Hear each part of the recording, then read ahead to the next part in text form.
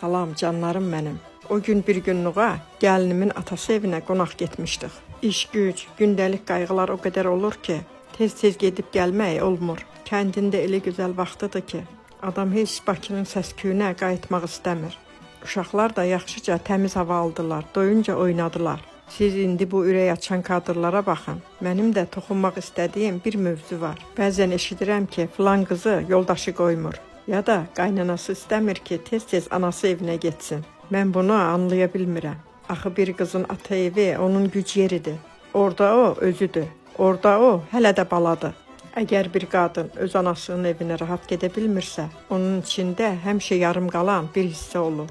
Mən deyirəm ki, qız uşağını öz evindən ayırmaq yox. Onu iki evli eləmək lazımdır. Çünki xoşbəxt qadın özü bilir, harda nə qədər qalmaq lazımdır. Bu mövzu ilə bağlı bəs siz necə düşünürsünüz?